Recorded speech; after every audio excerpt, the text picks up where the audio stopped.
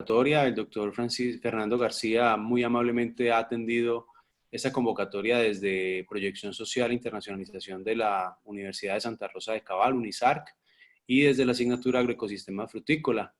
Así que, doctor Fernando, bienvenido. Estamos 74 personas conectadas. Podemos dar inicio a esta charla. Ok, muy buenos días para todos o muy buenas tardes, dependiendo de dónde se encuentren. Primero que todo, obviamente agradecerte infinitamente, Andrés, y a Proyección Social también por la invitación.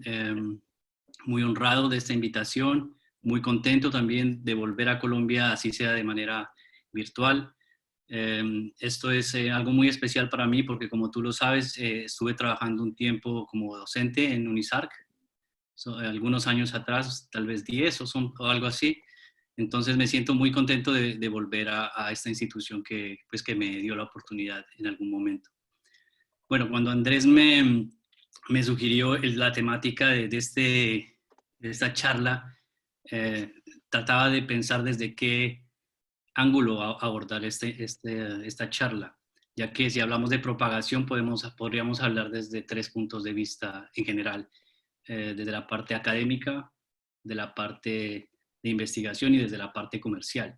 Yo no tengo mucha experiencia en la parte comercial, pero digamos que las metodologías son exactamente las mismas y prácticamente eso es lo que hago a diario acá en Holanda. Bueno. Durante esta presentación, obviamente vamos a tener una pequeña introducción.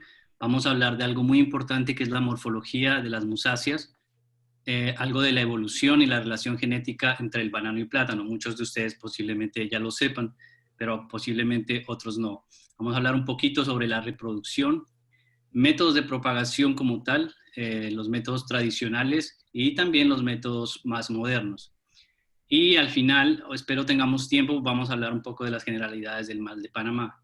Si no alcanzamos por cuestiones de tiempo, no duden en contactarme en cualquier momento para hacer una segunda sesión o para responder a sus preguntas en forma más detallada.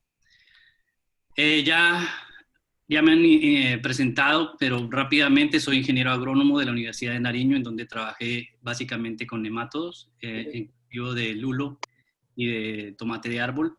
Posteriormente salí a hacer una pasantía a Cenicafé, donde trabajé inicialmente en la parte de fisiología y luego casi por 8 años en el departamento, en el programa de mejoramiento genético en café. Durante ese periodo también empecé mis estudios de maestría enfocado a la parte de mejoramiento por calidad y por resistencia en café. Y durante ese tiempo tuve el chance de trabajar, como lo mencioné anteriormente, como docente parcial en UNISARC. Después de eso, en el 2012 salí para Holanda, donde terminé un doctorado enfocado estrictamente al mal de Panamá y al banano. Actualmente trabajo en una compañía que se llama Kijin, el cual le dio continuidad a mi trabajo realizado en la universidad. Todo el conocimiento ganado durante esos años en la parte de mejoramiento y de fitopatología relacionada a este patosistema, pues está aplicando ahora de manera más enfocada, digamos. Bueno, cuando hablamos de banano y plátano, estamos hablando de las musáceas. Las musáceas es una familia que pertenece al orden Zingiberales. Este incluye 3 géneros prácticamente: Musela, Encete y Musa. Dentro del Musa se encuentra todo lo que es bananos comestibles, incluyendo plátanos. Si hablo a veces de bananos, tengan en cuenta que también hablo de plátano, ya que en inglés banana relaciona todo las musáceas comestibles. Entonces, para que tengan en cuenta eso. Bueno, hay más de 75 especies, incluso se reportan más, pero no han sido como confirmadas. Y las musáceas, el género Musa también se distribuye en secciones. Anteriormente se hablaba de 4 secciones basadas en el número de cromosomas. Actualmente se ha reducido ese número de 4 a 2 y se ha incluido solamente en Musa y Calimusa. Como lo mencioné anteriormente, es muy importante que conozcamos la planta. Lo que ustedes ven aquí a la izquierda de sus pantallas es un esquema de una planta de banano. Se consideran plantas perennes, ya que pueden tener múltiples ciclos de vida. Y para muchas personas es confuso porque las bananas están más cerca del cultivo de arroz, por ejemplo, que de una palma, ya que son herbáceas, se consideran las hierbas gigantes o las hierbas más grandes del mundo. Pueden crecer entre 2 a 9 metros las comerciales, mientras que las silvestres pueden llegar hasta incluso 15, 16 metros. El tallo real de la planta está bajo tierra y se conoce como cormo o el rizoma. La parte aérea de la planta, incluye el pseudotallo, que es lo que ustedes observan aquí. ¿Se ve el cursor cuando lo... o no? Sí, señor. Ok. Y entonces, para la parte del tema que vamos a hablar hoy, nos vamos a enfocar en dos partes simplemente, en el cormo y en las flores. El cormo es el tallo verdadero, está debajo de la tierra y eso va a garantizar el ciclo de vida de la planta y hacer esa capacidad de convertir una planta de banano en algo perenne, algo que puede estar ahí por muchísimos años. Esta parte, desde el punto de vista botánico, se conoce como el genet. Algunos también lo llaman stud o mat. No sé las definiciones, los nombres en español desafortunadamente, pero esto es como el nombre desde el punto de vista de botánica. Aquí tenemos un pseudotallo, perdón, un cormo, que está mostrando un hijuelo. Eso es algo muy importante en la parte de reproducción. Se conocen como hijuelos, chupones, suckers en inglés. Y básicamente estos son los que también le dan continuidad a la vida de una banana. Crecen junto a la planta, están conectadas interiormente, como ustedes pueden observar en esta foto, y se habla de que existen dos tipos. El tipo espada, que presenta hojas más angostas, y un cormo mucho más grande. Estas son ideales para cuestiones de propagación, mientras que hay otro tipo de hijuelos que se conocen como aguja. Perdón. Estos son más débiles y la conexión en esta parte es mucho más estrecha, son mucho más fáciles de sacar, pero no son tan buenos al momento de ser considerados como una semilla, digamos. El número de hijuelos siempre va a depender de la variedad, de la genética en este caso, pero se ha visto que por cuestiones abióticos y bióticos, el número de suckers o de hijuelos puede variar. Si una planta está en condiciones de sequía, en condiciones estresantes, va a empezar a producir muchos más hijuelos. La otra parte importante para el tema que estamos hablando específicamente el día de hoy es la flor, que de hecho es una inflorescencia. Desde la parte botánica se conoce como el tirso, por la disposición entre flores masculinas y femeninas. Las flores femeninas son las que aparecen primero y son las que eventualmente se convierten en el fruto. Ustedes las ven aquí. Se conocen como flores pistiladas porque tienen la estructura aquí fácilmente observable. Y después, al final de la inflorescencia, se observan las flores masculinas, las cuales son estaminadas, tienen los estambres y contiene el polen, que en los casos, en el tema de hoy, reproducción, propagación, es muy importante para la reproducción sexual. Aquí en este corto video ustedes pueden ver cómo hago yo los cruzamientos en el invernadero, cómo se hace la polinización para el caso específico de mejoramiento, el cual es la obtención de semillas en este caso.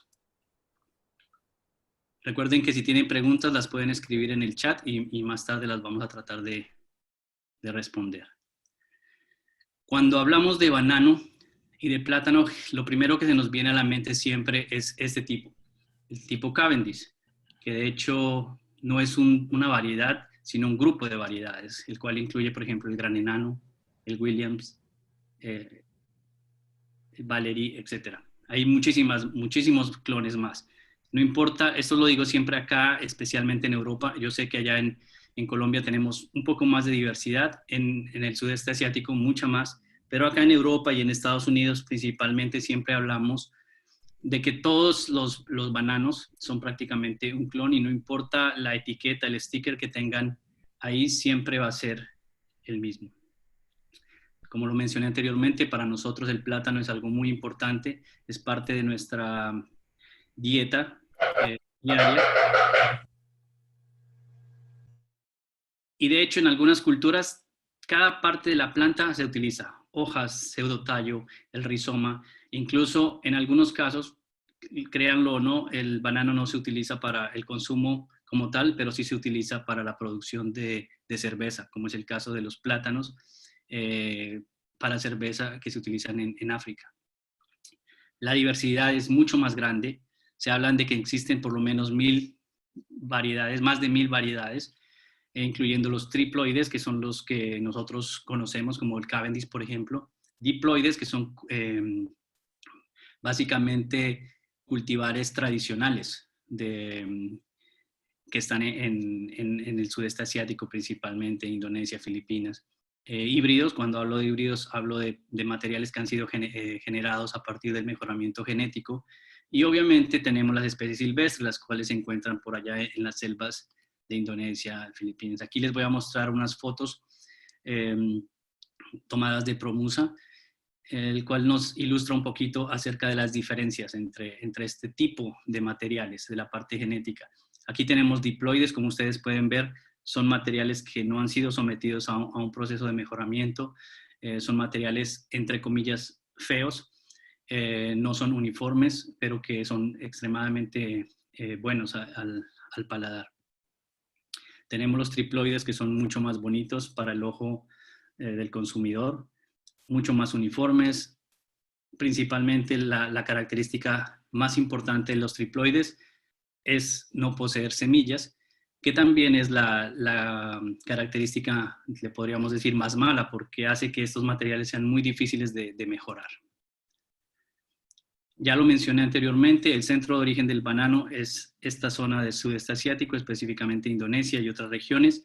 Lo que ustedes observan aquí es solo una muestra de la diversidad existente allá. Todo lo que está aquí, desafortunadamente, no es comestible, principalmente porque contienen semillas, pero la característica más importante aquí es que estos materiales son extremadamente importantes. ¿Por qué? Porque poseen genes de interés y también porque son fértiles. Como ustedes pueden ver, se pueden cruzar unos con otros y generar nueva diversidad. El género Musa, lo mencioné también anteriormente, está dividido en secciones. Actualmente se ha reducido esto a 2. Y aquí lo que quiero que vean, lo más importante, es que dentro de la sección Eumusa, que ahora se conoce como Musa, están 2 de las especies más importantes, que tenemos la Musa acuminata y Musa balbisiana. ¿Por qué son importantes? Porque a partir de estas 2, y bajo un proceso de domesticación, se han obtenido todos los bananos comestibles que conocemos. A excepción de unos pocos que vienen de otra sección, yo diría que el 99% de los bananos y plátanos comestibles se originaron a partir de estas 2. Las 2 con semillas. Tenemos Musa acuminata. Es importante que tengan en cuenta esto de la relación del banano y el plátano. La Musa acuminata, el cual va a proveer el genoma que se conoce como A, y Musa balbisiana, que nos va a brindar el genoma B. Por eso tenemos, para los que sepan de este tema, tenemos que el Cavendish, por ejemplo, es un triploide y tiene 3 genomas, A, mientras que los plátanos tienen combinaciones entre A, B, y también hay muchos otros que son, por ejemplo, A, B, B. Todos esta diversidad de bananos que tenemos ahora, un catálogo grande, se han originado todos a partir de ese cruzamiento inicial que ha generado diploides, triploides e incluso tetraploides, como ustedes pueden observar ahí, con todas las posibles combinaciones genéticas. No les estoy hablando de un tema reciente, no les estoy hablando de programas de mejoramiento. Todo lo que tenemos hasta el momento se ha generado a partir de la domesticación y de la evolución. Estoy hablando de más de 5.000 años cuando se empezaron a formar y a consolidar estos bananos que tenemos actualmente. Si tienen si tienen curiosidad acerca de esto, los invito a que visiten este numeral de The History of the Banana, y ahí van a ver un poco más de la historia de cómo, cuándo y el por qué tenemos lo que tenemos ahora con respecto a la diversidad de banano. Ahora vamos a pasar al tema de la propagación desde la parte comercial y principalmente pensando desde el punto de vista de Colombia y de Latinoamérica. Muy posiblemente cuando hablamos de semilla en banano estamos hablando de los hijuelos, ¿cierto? Sin embargo, para que quede muy claro, las semillas en las bananas existen. Y ustedes las pueden ver en esa foto de ahí, por ejemplo. Entonces, para tener desde la parte académica las cosas muy claras, vamos a empezar a decir que tenemos reproducción sexual y reproducción asexual en el banano. Cuando hablamos de semillas, tenemos semillas reales, como las que observan aquí, pero también tenemos lo que se conoce como semillas en el banano y el plátano, que son los hijuelos. Los bananos y los plátanos, un momento por favor. Los bananos y los plátanos son triploides. ¿Qué quiere decir eso? Que no producen semillas, son estériles. Y ustedes lo han visto porque ustedes comen bananos y plátanos todos los días. Ustedes nunca van a encontrar un banano con semillas. Estos se reproducen estrictamente por vía asexual y se podría decir que necesitan de los humanos para sobrevivir, para poderse reproducir. La producción de semillas se puede observar en materiales triploides, pero bajo condiciones muy específicas, esencialmente en mejoramiento genético, que es lo que ustedes observan ahí. En las especies silvestres, así como también en los cultivares diploides, se observa semillas muy en general, porque como lo dije, estas son fértiles y se pueden cruzar unos con otros o se pueden autofecundar, digámoslo de esta manera, gracias a los insectos, murciélagos y otros organismos. Ya lo mencioné, las semillas especialmente y en la actualidad se utilizan para temas de mejoramiento genético en banano, que es lo que yo estoy haciendo ahora. Y de manera muy general, así es como se obtienen las semillas. Entonces aquí estamos hablando del primer método de reproducción de las musáceas y es sexual, semillas. Ya lo mencioné al comienzo de mi presentación, tenemos flores masculinas que se utilizan, que están cargadas de polen y que van a polinizar las flores femeninas que eventualmente se van a convertir en frutos y que después van a ser frutos llenos de semillas. Es una semilla real.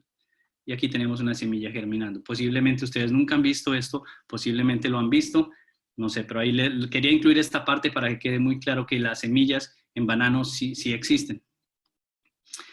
Y aparte tenemos los métodos de reproducción asexual. En términos muy generales, tenemos dos metodologías. La macropropagación, que es de bajo costo, y tenemos la micropropagación de alto costo. Estas fotos que ustedes observan aquí, todo ese trabajo que hemos realizado acá en Holanda. Entonces, no tenemos mucha experiencia desde la parte comercial, digamos, vendiendo plantas, pero lo hacemos por cuestiones de investigación. De hecho, pero por ejemplo, cuando necesitamos muchísimas plantas, no lo hacemos nosotros. Compramos plantas porque es mucho más fácil comprar plantas in vitro a compañías o de hecho, también nos envían plantas de manera gratuita para contribuir a nuestra investigación. Principalmente de regiones como Israel recibimos muchas plantas que utilizamos dentro de la investigación. Entonces, en la macropropagación lo que se utiliza es básicamente el cormo con el concepto de generar, de promover la producción de hijuelos. Y en la parte de micropropagación, que es un poco más costoso, se necesita un laboratorio, pero más adelante vamos a ver esto en detalle. Y incluye las técnicas de cultivo de tejidos. En las dos tecnologías, en macro y en micropropagación, lo que se hace es clonar en la parte de reproducción, clonar.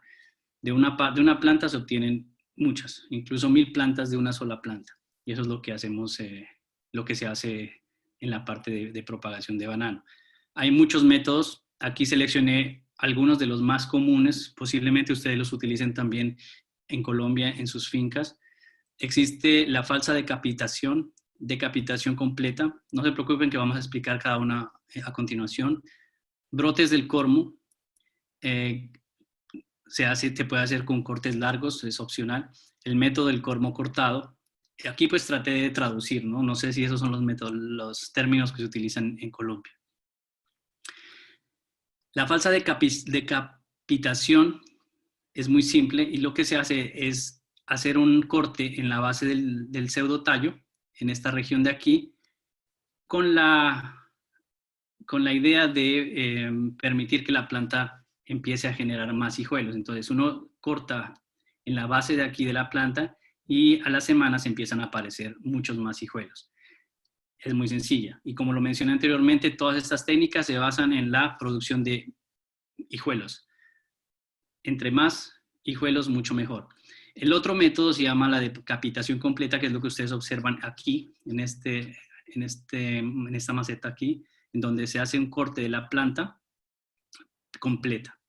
Y de esa manera también ¿cómo se dice? Se promueve la producción de más hijuelos. Aquí ustedes pueden ver que hay varias plantas que fueron cortadas.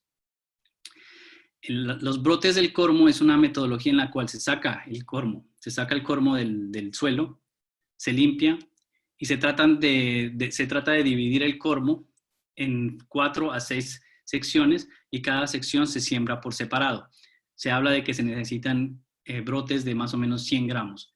Obviamente todas estas secciones, estos fragmentos del cormo se deben desinfectar y llevar a un proceso de sanitación para proceder a la siembra en bolsas individuales. Aquí está la producción de hijuelos que luego se toman individualmente y se pasan a una maceta nueva. Ustedes pueden observar. En algunos casos se elimina, mejor dicho, se recomienda eliminar el meristemo central para que no ocurra esto, que es que sigue la misma planta vuelve y crece a partir del mismo meristemo. Entonces, se recomienda en muchos casos eliminar y esto lo vamos a ver a continuación. Este es mi favorito y lo uso bastante acá. También lo usa mucha gente y creo que ustedes también. Es el método del cormo cortado o el método de la cebolla, que consiste en lo siguiente. Se saca la planta del suelo. Como ustedes pueden ver aquí, se necesita de que el cormo al menos tenga un tamaño de un puño. Si es mucho más grande, es mucho mejor, como se observa acá en la foto de abajo. Lo que se hace es prácticamente cortar el cormo con la idea nuevamente de incentivar el crecimiento de muchos brotes. Entonces lo que ustedes observan ahí es en la parte de arriba, ustedes pueden observar el cormo cortado de manera normal y también removiendo el meristemo central aquí. Se cubren con material, nosotros lo hacemos con material inerte, arena, se puede usar cascarilla de arroz o cualquier otra cosa. No utilizamos suelo a no ser que esté realmente limpio o estéril. Y lo que se observa después de unas semanas es el comienzo de la aparición de nuevos brotes. Pero en la foto siguiente ustedes van a observar un caso especial. Esto lo realicé durante mi tiempo en la Universidad de Wageningen. Ustedes pueden observar aquí también partimos de un cormo limpio, se corta todas las hojas, alrededor, se deja lo más limpio posible, se deja por un día en la oscuridad, no en la oscuridad, en la sombra, digamos, y al otro día se corta y se siembra. Y lo que ustedes pueden observar, a partir de eso se obtienen muchísimas plantas, como pueden observar aquí. Yo creo que eran más de 60 plantas. Aquí están las plantas individuales que son muy fácil, es muy fácil tomarlas, sacarlas. Y aquí prácticamente pues más plantas. Aquí les dejo algunos artículos donde gente que realmente se dedica a hacer esto ya para la parte comercial, en donde ustedes pueden ver los pasos y todos los productos que se pueden utilizar para desinfectar. En algunos casos lo único que utilizan es límpido, en otros casos utilizan agua caliente, depende. Ahí les dejo estos artículos para que los miren. Las fotos que les mostré a continuación es mi propia experiencia y lo pueden hacer fácilmente. En la parte de micropropagación, Cuando hablamos de micropropagación estamos hablando de cultivo de tejidos. Y se basa prácticamente en donde se toma parte de la planta, lo que se conoce como un explante, para reproducir de manera aséptica y bajo métodos artificiales, bajo condiciones estrictamente controladas, producir muchas plantas a partir de un segmento, de una parte pequeñita de la planta, que puede ser, en muchos casos, por ejemplo en papa, en otros cultivos, es muy fácil porque incluso se pueden regenerar plantas a partir de hojas, incluso de cualquier parte de la planta. En banano es mucho más complejo. Hay algunos estudios, pero hasta el momento de las únicas partes donde se puede obtener nuevas plantas desde el meristemo, que está aquí abajo, y de las flores. Ya lo voy a explicar en más detalle. Esa capacidad que tiene la planta o las células de la planta de regenerarse y producir una nueva planta idéntica a la original se conoce como totipotencia. Lo más importante de esta técnica es que desde la parte comercial, o sea, hay empresas que se dedican a hacer esto y a vender plantas como semilla para la producción. Pero también es bien importante que tengan en cuenta que esto se ha incluido dentro de un proceso de mejoramiento genético de muchas plantas. Y en banano desde hace aproximadamente 25 años se ha incorporado en algo que se conoce como mejoramiento no convencional. Cuando hablamos de mejoramiento genético, podemos hablar de mejoramiento clásico o convencional, que es donde mezclamos el femenino con el masculino, estoy hablando de flores, y el mejoramiento no convencional, en donde tenemos muchas metodologías. Hay muchas en realidad, pero aquí voy a mencionar solo algunas, como la mutación, por ejemplo, en donde en el momento en que se está tratando de regenerar plantas, se tratan con agentes mutagénicos con la idea de generar mucha más diversidad.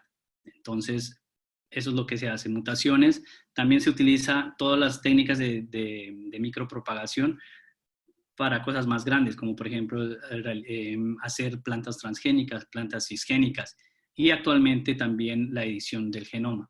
En esas fotos que ustedes observan ahí, lo que miran es dos técnicas básicamente. La primera, que es la que yo utilizo para casos específicos, como les digo, cuando es de muchas plantas es más fácil traerlas de una compañía.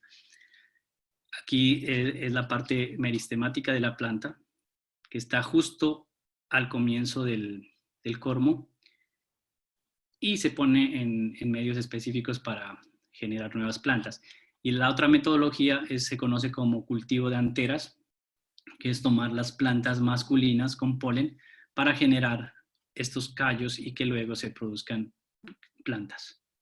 Generalmente el cultivo de anteras se utiliza no solo para propagar plantas, sino para mejoramiento, más que todo, para producir diploides, para producir haploides, para producir doble haploides, etc.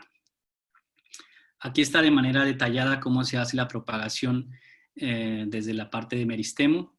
En la primera fotografía ustedes observan que el pseudotallo, se toma el cormo y parte del pseudotallo y se empieza a cortar, a pelar. Ustedes saben que dentro del pseudotallo no hay nada, si ustedes remueven todas las hojas, no hay un tronco o algo así. Lo que ustedes observan es que poco a poco se va cortando bajo condiciones no asépticas, porque obviamente no podemos meter una planta de banano completa al laboratorio. O sea, se corta lo que más se pueda hasta más o menos este tamaño que ustedes observan aquí y después se continúa bajo condiciones de asepsia total en el laboratorio. Y lo único que se hace es, o sea, se ve muy fácil y de hecho es fácil, pero toma bastante tiempo en regenerar las plantas. Puede pasar entre unas pocas semanas hasta meses, dependiendo también de la variedad y de la especie. Entonces, lo que se hace aquí, esta es una metodología que aprendimos de CIRAD. De hecho, la persona que ustedes observan aquí es el doctor Frédéric Bacri, que es uno de los mejoradores más importantes en el mundo del banano. Y pues él ha sido fue mi promotor de la tesis y aprendí mucho con él y específicamente esta parte del cultivo de tejidos. Básicamente se corta y se deja una porción muy mínima tratando de no dañar el meristemo y después se pone en un medio de cultivo, un medio específico, digamos, que tiene hormonas y todo lo necesario para que la célula se regenere y forme una nueva planta. una o muchas plantas a partir de esa parte. ¿Cuál es la ventaja? Hay muchas ventajas, pero la más importante es el número de plantas que se pueden obtener y la homogeneidad, como ustedes pueden ver aquí. Ustedes observan, estas de acá son plantas silvestres, todas igualitas, son diferentes a lo que nosotros conocemos. Si ustedes ven, son muy largas porque son plantas silvestres, pero también la parte de Grand Nain, o lo que ustedes observan aquí en el campo, que es Gros Michel, en Colombia. Entonces pueden ver que todo es igualito. Si se utilizan metodologías de macropropagación, las del cormo, nunca se van a obtener plantas iguales. Siempre, obviamente, va a haber diferencia. Entonces aquí les dejo de manera muy simple como las ventajas y desventajas. En la parte de macropropagación a la izquierda, básicamente se pueden obtener 1000 plantas en un año a partir de una sola. O sea que imagínense la escalada que se puede pegar uno tratando varias plantas. Las plantas son libres de enfermedades, lo cual es uno de los factores más importantes. Las plantas in vitro vienen libres de enfermedades, son uniformes, permiten un establecimiento rápido del cultivo porque todo está igual, alto rendimiento porque las plantas son nuevas, y la semilla puede ser obtenida en cualquier momento, o sea, no hay restricciones. Siempre y cuando tengas una planta madre, la puedes introducir al laboratorio y producir muchas plantas. ¿Cuáles son las desventajas? Puede ser costoso y muchas veces existe una variación somaclonal. ¿Qué quiere decir eso? Que dentro de todos los clones siempre hay unos que lucen distinto, y eso se da por muchos factores que podemos discutir después. Por el otro lado tenemos la micropropagación, que es un método, perdón, aquí hay un error. Aquí es micropropagación a la izquierda y a la derecha es macropropagación. La macropropagación, el método es mucho más barato, que es cortar el cormo, y en rojo tengo casi todas las desventajas. Se pueden obtener 5 a 10 semillas por planta. Cuando hablo de semillas, en este caso son hijuelos. A menudo el material está contaminado por patógenos e incluso nemátodos en este caso, que es algo que es muy fácil de transmitir con este tipo de semillas, aparte pues de todas las enfermedades y los patógenos como hongos y bacterias. Es un principal vehículo de diseminación y así es como se ha extendido el mal de Panamá, por ejemplo. No es uniforme, es un establecimiento lento, de difícil sincronización y está limitado. Eso es lo que tenía para contarles con respecto a la propagación. No sé qué hora es. Y aquí vamos ahora a hacer un resumen.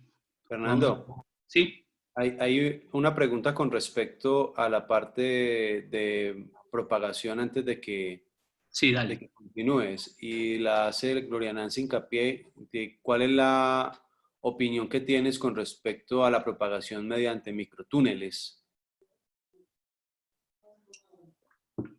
No tengo conocimiento de esa técnica. Posiblemente tenga otro nombre. Lo que pasa es que es una técnica que se utiliza mucho aquí en Colombia para hacer propagación masiva, cormos, eliminando la dominancia apical del Ajá. cormo, para para inducir brotes y después estos brotes llevarlos a bolsa y posteriormente llevarlos a campo. Exacto. Esa es la metodología de capitación que mencioné anteriormente. Pues como lo digo, o sea, obviamente el costo-beneficio es mucho más balanceado en la parte de Cavendish, de banano de exportación, porque obviamente las empresas están bien al producir muchos Cavendish porque saben que las compras van a estar garantizadas. Pero ya en la parte de plátanos es bien difícil que estas compañías se dediquen a multiplicar las diferentes variedades o los diferentes clones que existen. Entonces, mi recomendación va a ser siempre utilizar plantas in vitro, pero yo sé que para el caso de plátano es mucho más complicado. Listo. Gracias. Sí, entonces la metodología del túnel es la misma de la decapitación completa, que es cortar, remover el apical y promover la regeneración de hijuelos para transportar a bolsas individuales. Ok, bueno, entonces ahora sí vamos a hablar un poco del mal de Panamá o del marchitamiento por Fusarium. Ya anteriormente hemos hablado bastante de este tema y en más profundidad, así que en esta ocasión voy a tratar de ser muy general. Ustedes saben muy bien la historia del raza 1 de Fusarium, del mal de Panamá raza 1 con Gros Michel. Y lo que está pasando actualmente es que desde hace unos años un problema local se ha convertido básicamente en otra pandemia. En los últimos años, los reportes de la nueva raza, de la raza 4 tropical, que no es tan nueva tampoco, ha venido dándose con más frecuencia. Desde el año 2014, cuando reportamos la enfermedad por primera vez en Jordania, el número de reportes ha incrementado bastante. Como lo mencioné anteriormente, el problema era local al sudeste asiático y estuvo ahí por muchos años. En el 2013-14 lo reportamos en Líbano y de ahí se reportó en Jordania, y de ahí se reportó en Líbano, en Pakistán, Omán, y así se ha venido reportando a partir de este primer reporte, que fue en el 2014, y en el 2014 solamente existían 6 países confirmados con raza 4 tropical, y actualmente existen más de 20, lastimosamente incluyendo Colombia. El problema con el raza 4 tropical es que no solamente afecta a Cavendish, sino que también, basados en nuestra experiencia, hemos notado que al menos bajo condiciones de invernadero, esta raza es mucho más virulenta y puede atacar otros genotipos, no solamente, como se ha venido pensando por mucho tiempo, solamente los de genoma AAA, como ya lo habíamos explicado, Cavendish, por ejemplo, pero también se ha visto afectaciones en otros grupos, incluyendo con genoma AAB, pero también ABB, lo que incluye los plátanos. Entonces, es algo muy serio y que lastimosamente se va a seguir distribuyendo. O sea, es muy difícil controlar. La experiencia nos dice que por más que existan métodos de contingencia, de contención del patógeno, el patógeno se va a seguir moviendo. Lo que pasa en Australia, por ejemplo. En Australia, donde ellos tienen los mejores sistemas de contención, los mejores métodos de bioseguridad, cada vez se escucha que tienen nuevos reportes de la enfermedad en nuevas fincas, en nuevas áreas. Entonces, ojalá me equivoque, pero sabemos que se va a seguir expandiendo. Recientemente, después de Colombia, se reportó en 2 lugares más, recientemente en el 2020, que fue en las Islas Mayotte del territorio francés, y también en Turquía en 2020. En Colombia fue el año pasado, y actualmente 2 incursiones más. Durante estos últimos años, mientras trabajaba en la universidad y actualmente, hemos venido realizando el diagnóstico en muchas de las nuevas apariciones de la enfermedad. Junto al equipo de la universidad, pues hemos estado a cargo del diagnóstico de la enfermedad y los nuevos reportes, como lo mencioné anteriormente, desde el 2014 en Jordania, y así sucesivamente en nuevas incursiones, incluyendo el Líbano, Pakistán, Vietnam, Laos, Myanmar, y el último caso en Colombia, en donde estuve a cargo del diagnóstico de esta enfermedad y del primer reporte. Algo muy importante a tener en cuenta aquí, es que obviamente ahora estamos mucho más preparados que lo que estuvieron nuestros abuelos cuando sucedió lo del raza 1 con el Gros Michel. En esa época también no existía el cultivo de tejidos, con lo que el uso de los hijuelos, de los cormos, fue uno de los principales vehículos de diseminación de la enfermedad. Actualmente se utilizan plantas in vitro generalmente, y las metodologías para el diagnóstico son mucho más acertadas y mucho más rápidas, lo que ha permitido que estemos más alerta y tomar decisiones rápidas, como lo que se hizo en Colombia, que después de nuestro reporte inicial allá en Colombia, se activaron todas las alarmas para tratar de frenar esta enfermedad.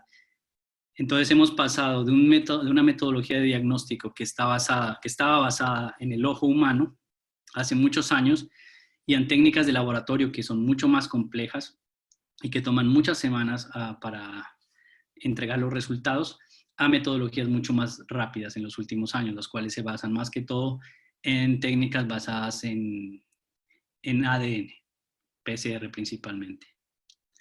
Actualmente tenemos ya la capacidad no solo de diagnosticar que la enfermedad está presente, sino también más o menos inferir la procedencia de la enfermedad. En algunos casos es mucho más fácil de hacer, en otros casos no es posible porque ustedes saben que existe como una cadena de dispersión, pero en algunos casos hay eslabones perdidos en donde posiblemente la enfermedad esté presente, pero aún no se ha reportado o esté escondida en otro cultivar, por ejemplo, en un Gros Michel, en un plátano, porque ya cuando está en un Cavendish es cuando se prenden las alarmas, pero ya lo mencioné anteriormente que el Rasa 4 puede afectar otros cultivares.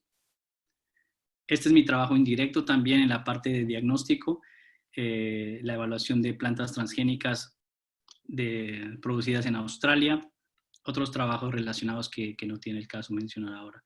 También, así como también la evaluación de productos químicos, desinfectantes, etc.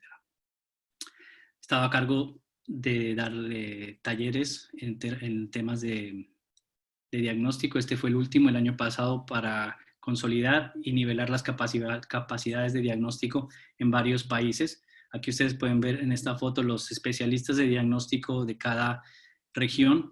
Entonces viajamos a Sudamérica a entrenar y a compartir experiencias con ellos. Está aquí Bolivia, Perú, Ecuador y obviamente Colombia. Esto organizado por la comunidad andina para tratar de estandarizar las metodologías y que todo se haga de manera mucho más rápido en tema de diagnóstico. Muchos de ustedes ya saben del patógeno, posiblemente no lo han visto. Así es como luce bajo el microscopio. Ahí está saliendo de una planta de banano, lo verde que ustedes observan abajo, y aquí hay un estoma muy posiblemente en donde donde el hongo, las hifas del hongo están saliendo de la planta infectada. Estas son las hifas bajo el microscopio. Y para conocer un poco más, el hongo que causa el mal de Panamá se conoce como Fusarium. De hecho, el género Fusarium incluye muchísimas especies de hongos que viven en el suelo, que son endófitos, también pueden ser saprófitos, pero también patógenos, como en el caso del Fusarium del banano. Estos causan enfermedades a las raíces y se divide en más de 120 formas que se conocen como formas especiales, dependiendo del host, del hospedante al cual atacan. Entonces, por ejemplo, aquí tenemos este Fusarium forma especial Pisci que ataca las arvejas. Tenemos el cubense que ataca banano y así sucesivamente muchos Fusarium oxysporum forma especial algo. Entonces tenemos el Fusarium oxysporum forma especial Lycopersicii, que es el que ataca solamente tomate. Es muy específico, ataca y enferma banano en este caso, pero no puede afectar otras plantas. Pero se ha demostrado que puede estar como endófito, puede estar dentro de malezas, por ejemplo. El Fusarium del banano es el agente causal del marchitamiento por Fusarium o el mal de Panamá. Hasta hace unos meses se conocía como Fusarium oxysporum forma especial cubense, pero les recomiendo que se lean este artículo de Mariani 2018, en el cual se hace una reestructuración de toda la taxonomía del hongo, en donde se logró reclasificar el hongo, la cepa específica del Rasa 4 tropical, con un nombre distinto, que es Fusarium odoratissimum. Entonces, si escuchan ese nombre, Fusarium odoratissimum, está haciendo referencia al Rasa 4 tropical. Se han descrito por muchos años de manera clásica 4 razas y se han descrito también más de 24 grupos de compatibilidad vegetativa. Este patógeno es muy difícil de controlar, principalmente porque está en el suelo. Ustedes saben que de hecho cuando tenemos un patógeno en una hoja es mucho más fácil de controlar, pero si tenemos el patógeno en el suelo es muy difícil. Hay muchos productos que funcionan para matar Fusarium en condiciones de laboratorio, pero ya transferir eso al campo es realmente difícil porque el producto debe estar en contacto con el hongo. Y si eso no pasa, la eficiencia del producto no va a ser la esperada. Entonces se puede decir que hasta el momento no existe un control. Y lo peor de todo es que se disemina extremadamente fácil. Se disemina siempre y generalmente cuando está en el suelo. El método más fácil de transmitir el Fusarium obviamente es un hijuelo de una planta asintomática que esté enferma. Pero si el patógeno está en el suelo hace parte del vehículo de dispersión. Y ustedes saben que el suelo puede estar adherido a cualquier cosa, a los zapatos, a la ropa, a las llantas del carro, a los animales. Entonces, donde existe Fusarium en el suelo, eso se convierte en un foco de diseminación. Ahora que está de moda todo lo de la diseminación de enfermedades por lo de la pandemia que estamos viviendo actualmente, ese conocimiento que hemos obtenido con la pandemia que está atacando a los humanos se puede transferir a lo que puede ser una pandemia del mal de Panamá. Se deben tomar las mismas precauciones y ser muy rigurosos con ese tipo de cosas. El ciclo de vida no voy a pasar aquí, voy a pasar esta diapositiva, básicamente ya lo mencioné. Una vez una planta susceptible está presente en suelo con Fusarium, todo el ciclo empieza nuevamente. Cuando la planta muere, las esporas vuelven al suelo y ese es el ciclo de la enfermedad. El problema con Fusarium es que es una enfermedad policíclica que puede pasar muchas veces en el año. Eso hace difícil establecer una medida de control basada en condiciones de prácticas culturales, por ejemplo, porque siempre va a haber un inóculo presente. Una vez está presente en el suelo, es virtualmente imposible eliminarlo. Así les digan que está erradicado, ahí está. Lo que sí se puede hacer es mantener ese foco aislado y que no se distribuya de ahí, pero que el hongo está ahí, está presente. Lo que ustedes observan aquí son los síntomas internos en 3 de las razas de Fusarium del banano. Ahí tenemos la raza 1 a la izquierda, en un banano manzano. Estas fotos cortesía de Jorge Vargas de Urabá. La raza 2 en plátano popocho. Y esta foto al final, que es una foto que tomé en Filipinas, en la raza 4 tropical. Ustedes pueden ver que los síntomas son muy similares y es muy difícil. Un raza 4, por ejemplo, presente en un popocho o en un manzano, pasa inadvertido, como cualquier otra raza, ¿cierto? Entonces hay que estar muy pendientes en el tema de diagnóstico. Ahí tenemos 3 ejemplos, 3 razas distintas, 3 cultivares distintos. Otro de los síntomas típicos de la enfermedad, pero no siempre necesario, o mejor dicho, no siempre se observa, es el rompimiento del pseudotallo. Ustedes pueden observar ahí.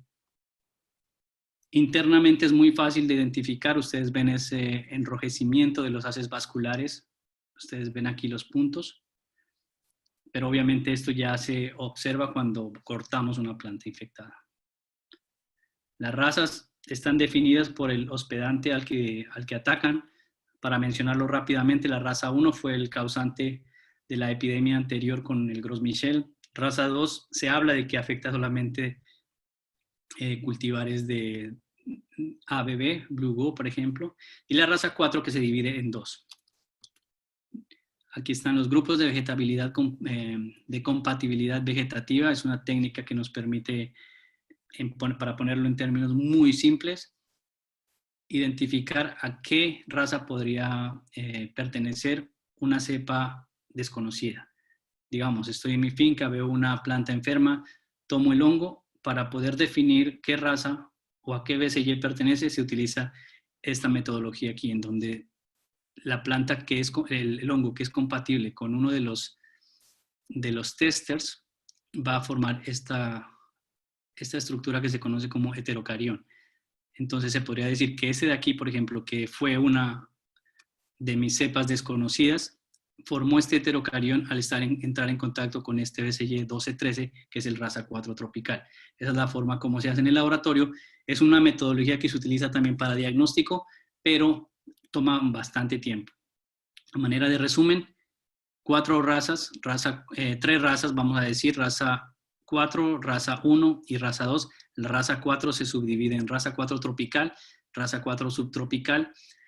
Esto se relaciona un poco con los grupos de vegetabilidad, compatibilidad vegetativa, pero esto es muy ambiguo, porque por ejemplo aquí el raza 4 tropical se asocia al BCG 1213 y al 16. Ese es único y es un clon, es simple, pero en el caso de otras razas es muy complejo y es muy ambiguo. Como ustedes pueden observar, por ejemplo aquí el BCG 12.0 algunos autores lo catalogan dentro del raza 4 subtropical porque es capaz de afectar Cavendish en condiciones de estrés, por ejemplo en Australia, cuando está muy frío, cuando hay inundaciones, este tipo de cosas, se ve que esta cepa específica puede causar enfermedad en cultivares de Cavendish. Pero miren, otros autores relacionan el mismo BCG como raza 1 porque lo encuentran en un Gros Michel. Entonces, es muy ambiguo y por eso actualmente se está todo enfocando a la parte de genética, de genomas y de secuenciación. Aquí vemos otro ejemplo. El 12-4 también se ha clasificado como subtropical, como raza 4 subtropical, pero también está presente como raza 2, el 12-4. Actualmente todo se hace con marcadores moleculares y con secuenciación. Aquí ustedes pueden observar que el raza 4 tropical, BCG 12, 13 y el 16 es solo 1. Y todo lo que ustedes observan en amarillo está asociado a la raza 1.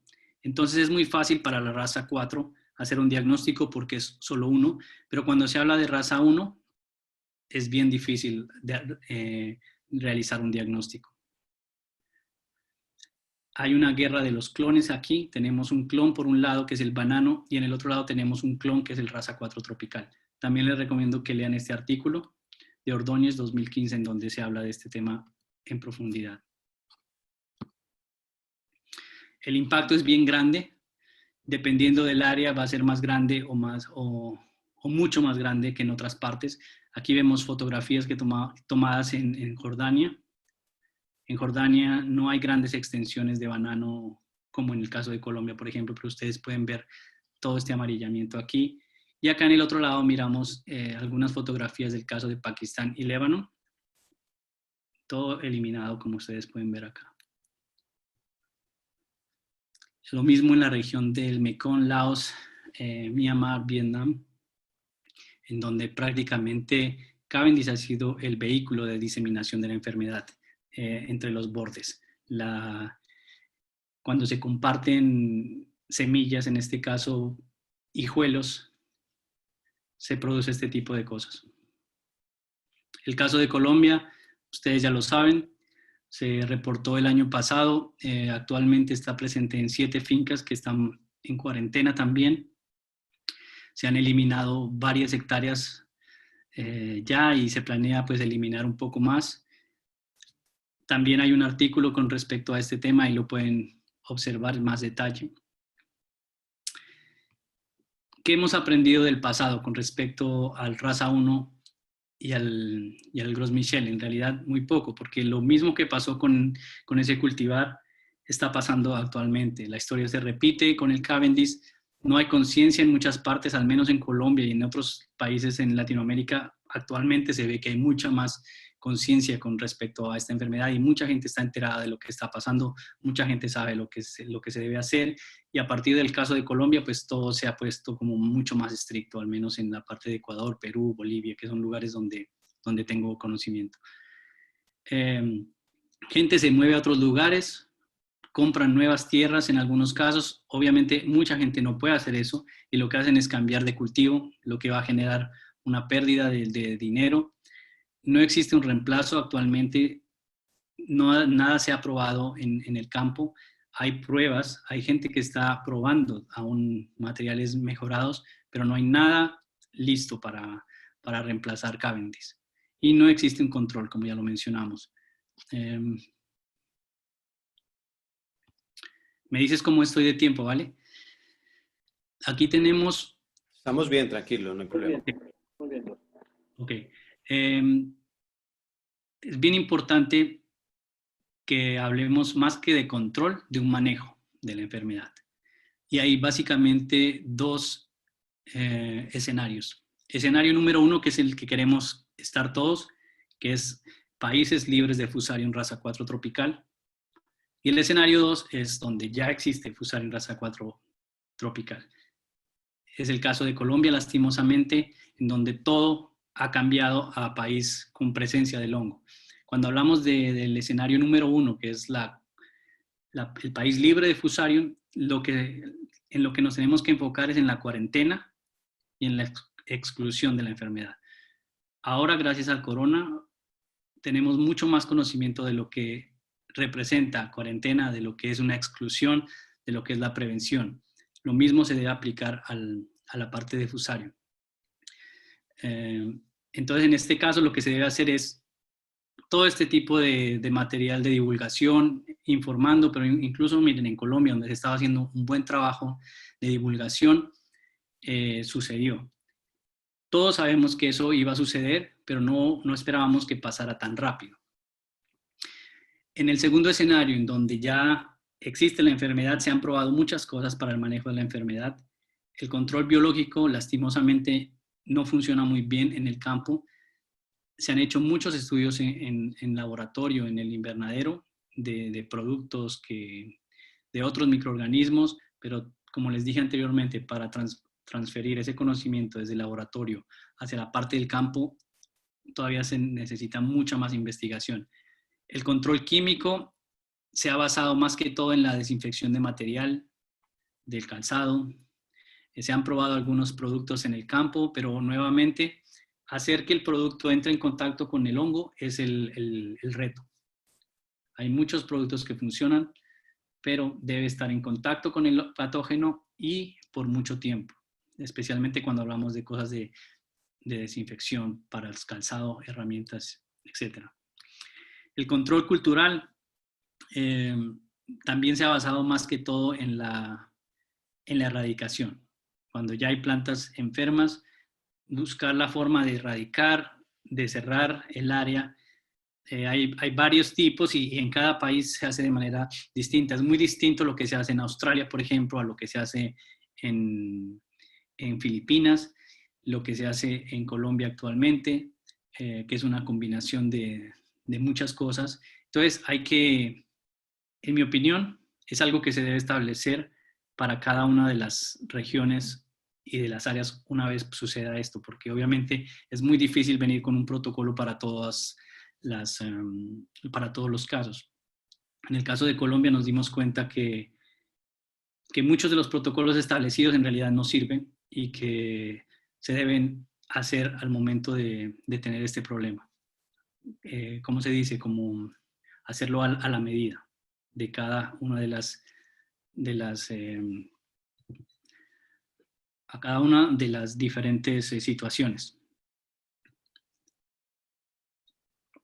Entonces, como les venía hablando, Australia, por ejemplo, se dedica a erradicar, a cerrar fincas completas. El gobierno las compra en algunos casos y lo que se hace es eliminar las plantas también. Urea es lo que utilizan y otros productos. Mientras que en Filipinas, por ejemplo, una de las estrategias más utilizadas es lo que ustedes observan aquí, que es la quema de la planta. Se rodea la planta con cascarilla de arroz. Ustedes ven aquí esta cantidad de bultos de cascarilla de arroz. Cortan la planta, la cubren con este material. No estoy hablando en general Filipinas como tal. En algunos casos esto es lo que se hace. Se quema la planta por 1 o 2 noches, también con la idea de que el calor que se genera va a penetrar el suelo y va a matar Fusarium. Lo cual es cierto, pero la distancia que el calor necesario para matar el patógeno alcanza no es muy profundo. Entonces es bien difícil que el calor realmente elimine todo el inóculo presente en el suelo. Una compañera mía que trabaja también en esta parte específicamente detectó Fusarium hasta 1 metro de profundidad en el campo. Entonces, nuevamente, para llegar hasta esa profundidad con algún producto es bien difícil. Entonces, mi recomendación es siempre tratar de mantenerse en el escenario número 1, país libre de Fusarium. Y desde mi punto de vista, desde mi perspectiva como mejorador, en lo que estamos apostando es al mejoramiento, a utilizar la resistencia que está presente en el germoplasma de banano. Y básicamente hay 3 escenarios también si vamos a hablar de resistencia. Primero, el uso de genotipos preexistentes. Como lo mencioné anteriormente, existen muchas variedades de banano que podrían servir, pero que muchas veces ni siquiera han estado en contacto con Fusarium. O sea, no se sabe si son resistentes o son susceptibles. Esa fue parte de mi trabajo durante mi doctorado, evaluar la mayor cantidad de plantas posible, buscando por genotipos resistentes, para proveer un reemplazo, pero también para utilizarlos como material inicial de mejoramiento. Entonces tenemos también el mejoramiento tradicional y el mejoramiento no tradicional. De eso ya hablamos, ustedes ya lo saben. Donde estoy trabajando actualmente, le hemos dado continuidad al trabajo de mi doctorado y nos hemos enfocado al mejoramiento convencional, pero utilizando toda la tecnología disponible para acelerar este proceso. Como ustedes saben, el proceso de mejoramiento en general es lento, pero en plantas perennes es mucho más lento. Mi experiencia en café y la experiencia que ustedes muy posiblemente tengan, han escuchado muy posiblemente que para obtener una nueva variedad se necesitan entre 10 a 20 años. En banano se podría estar hablando de mucho más porque principalmente es bien difícil producir semillas. Cruzarlas es también muy difícil porque en algunos casos no hay polen, el polen no es viable, la flor femenina no es compatible, muchos factores que hacen que el mejoramiento en banano sea complicado. De todas maneras, con las nuevas tecnologías, la idea es que se acelere. Entonces, lo que hemos hecho es, basados en el conocimiento obtenido durante el tiempo en la Universidad de Wageningen, en donde se evaluaron muchas plantas, muchas variedades de todo tipo, triploides, diploides, especies silvestres. Lo que se ha hecho es seleccionar un grupo de cultivares que mostraron ser resistentes. Ahora el reto es cómo transferir esos genes que proveen la resistencia hacia un cultivar que sea comestible, porque obviamente tenemos una planta resistente que posiblemente no produzca frutos o que produzca frutos llenos de semilla. Entonces, ¿qué vamos a hacer con eso?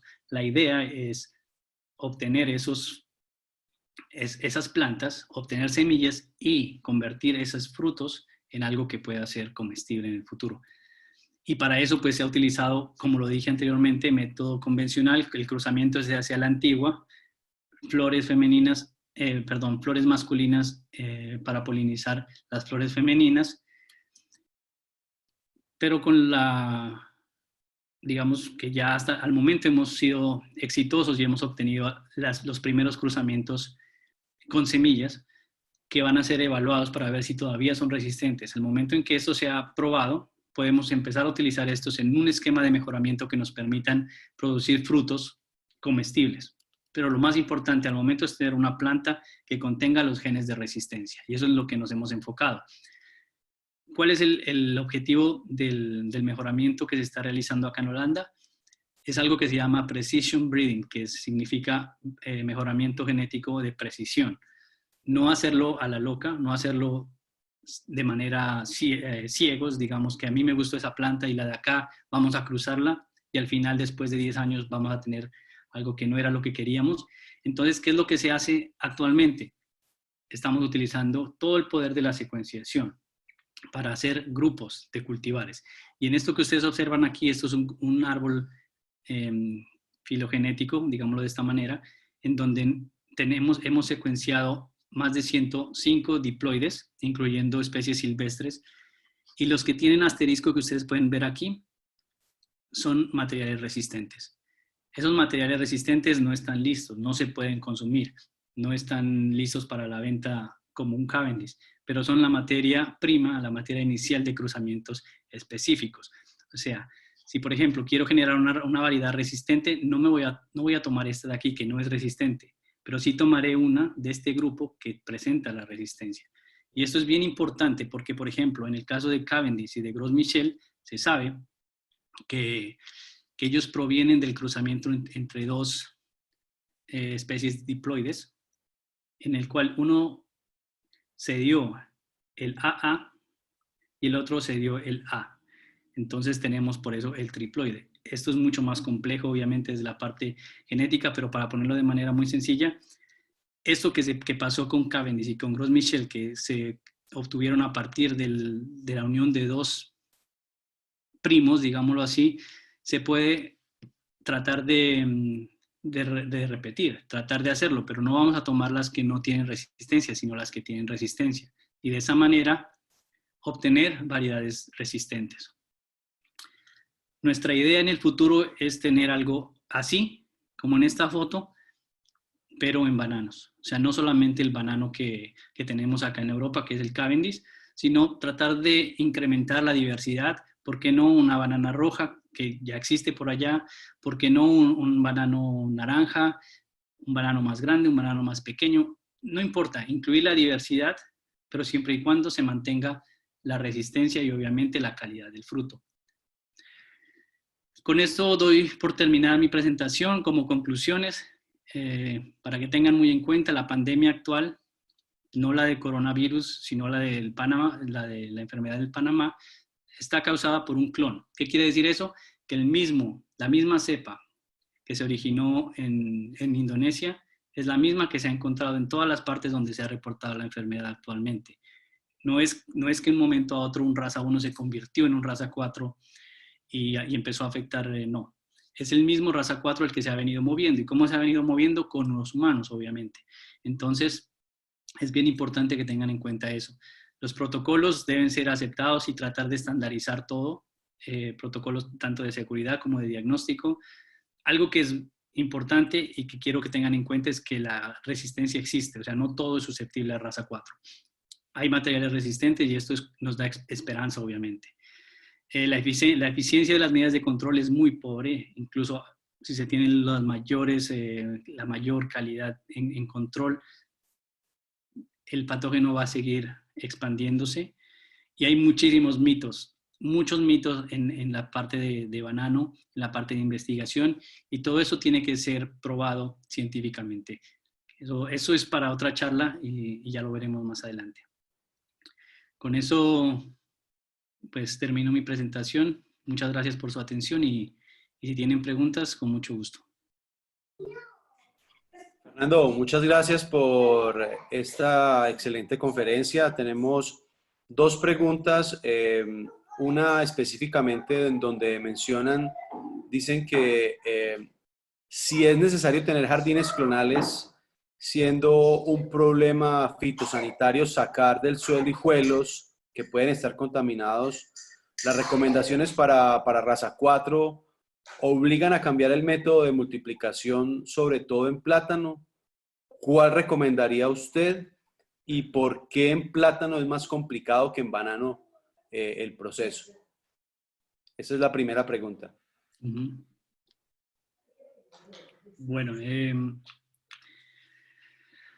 los jardines clonales siempre van a ser importantes porque es un reservorio de diversidad.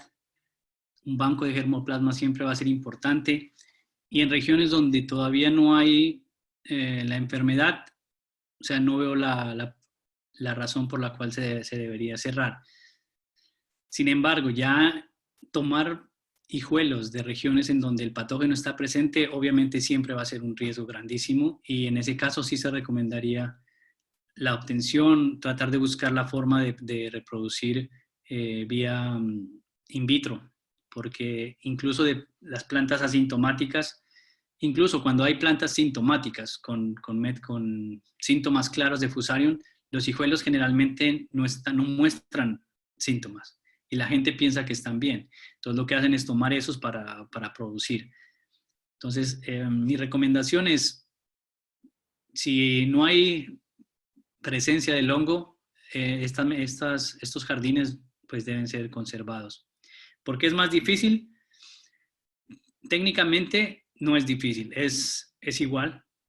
Hay que cambiar algunos pasos en la parte de introducción al laboratorio. En mi experiencia nos dimos cuenta que, por ejemplo, para materiales con genoma, que incluyen genoma B de Balbiciana, o sea, los plátanos, generalmente se utiliza oscuridad. Después de tomar el explante y ponerlo en los medios, nos funcionaba mejor utilizar oscuridad. Mientras que para bananos con genomas AAA, después de la introducción al laboratorio, se mantenían los tubos con luz y todo funcionaba muy bien.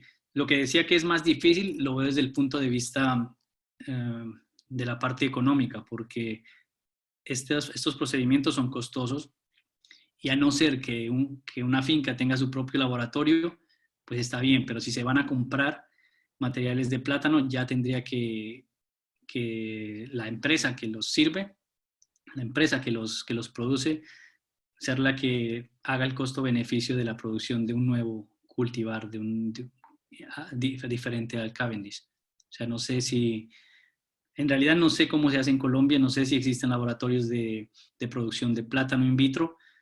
No lo tengo, lo sé que hay para cuestiones de investigación, pero en la parte comercial no creo.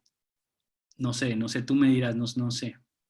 Ok, no sé, aquí sí hay algunas personas, algunos laboratorios, pero son encargados realmente. Tenemos Exacto. otra pregunta que dicen si conoces de arbences que puedan hospedar a FOC, raza 4, y Sí, si de acuerdo a la presentación que haces, hay algún método biológico que de cierta manera pueda disminuir los efectos de esta enfermedad. sí. Bueno, con respecto a eso, creo que tengo una diapositiva.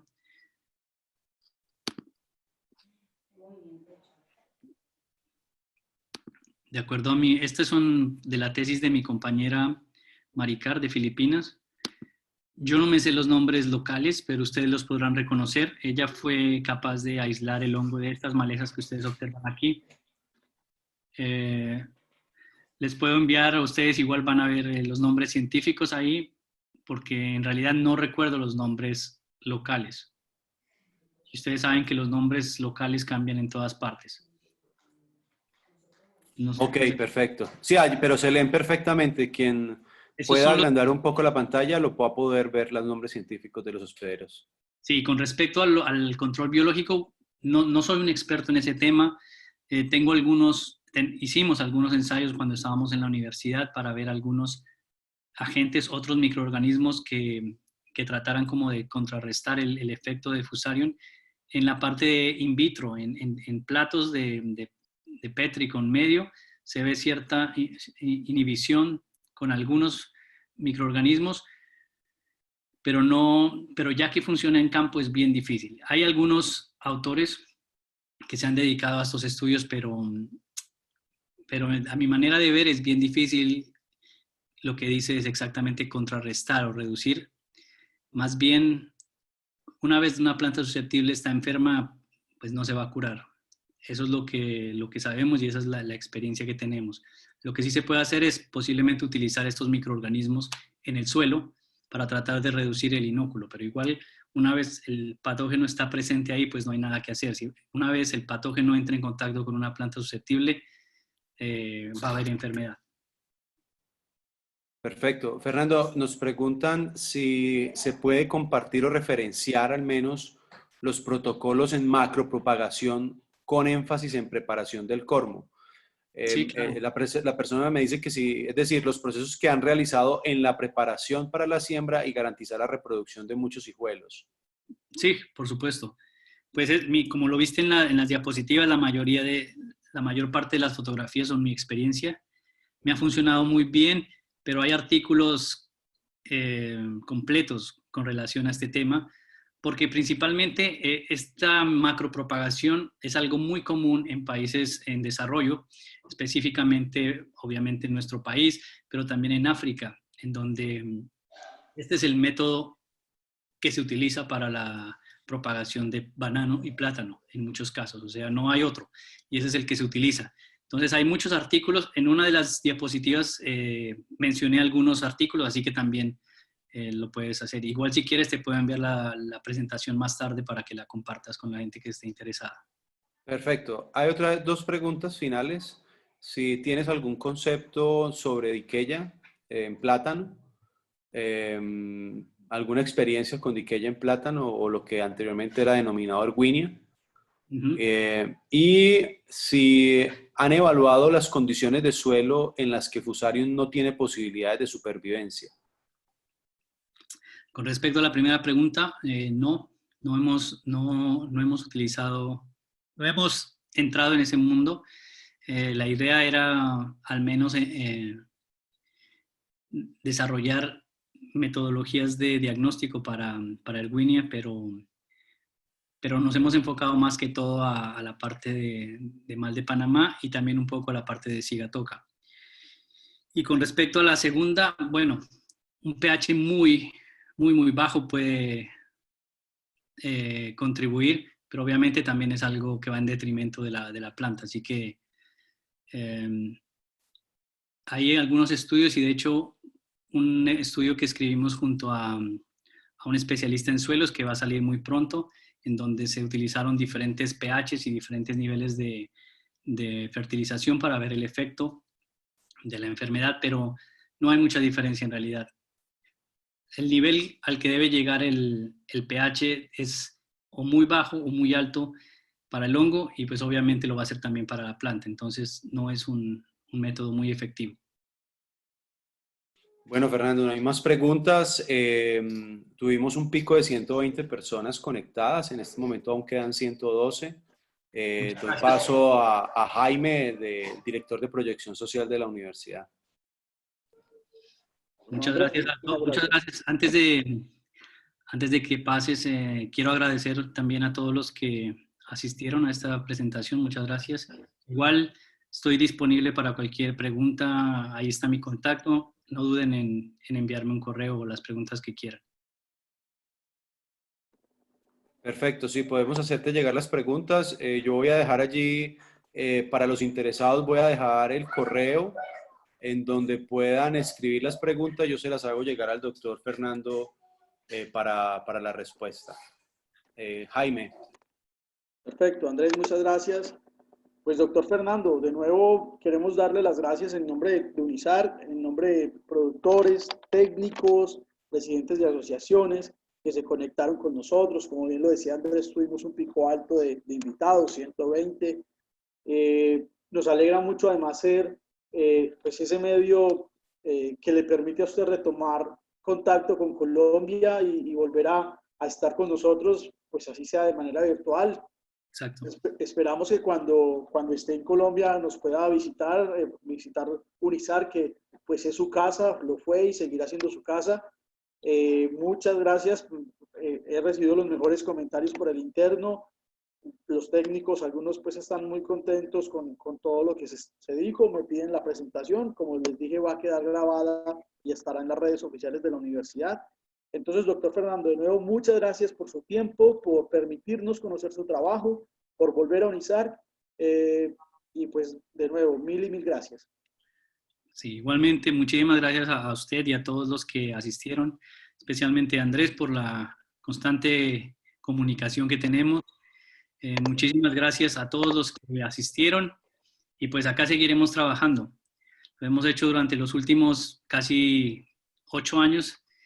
Y la idea es ayudar y contribuir con conocimiento, muy posiblemente con soluciones y con todo lo que sea necesario. Así que muy orgulloso de volver a esta institución, muy contento. Y ya, igual, muchas gracias a todos.